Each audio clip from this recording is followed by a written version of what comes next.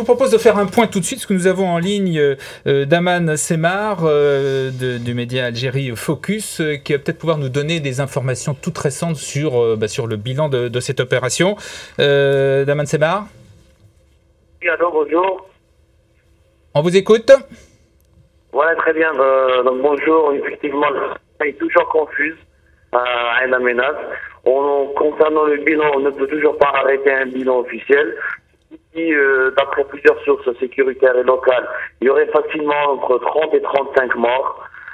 Mais encore une fois, au regard de la complexité des deux assauts qui ont été lancés hier, au regard de la situation militaire sur place, il serait vraiment aventurier de dire qu'il n'y a eu uniquement que 35 morts.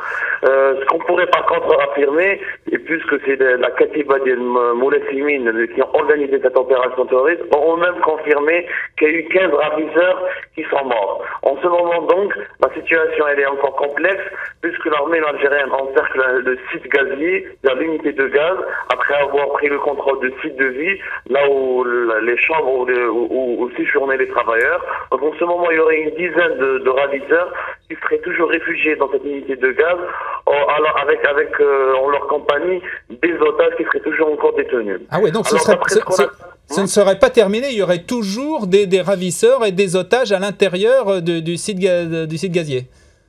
Absolument, absolument. Plus que l'armée algérienne les encercle, il n'y a eu que 15 morts, les terroristes étaient entre 25 et 30, il y aurait toujours au moins 10 qui seraient à l'intérieur de ce site gazier, avec quelques otages, dont des Américains. Il faut savoir que depuis hier soir, il y a eu énormément de protestations internationales. D'ailleurs, le Japon vient de convoquer, l'ambassadeur algérien à Tokyo a été convoqué, Londres a émis des protestations.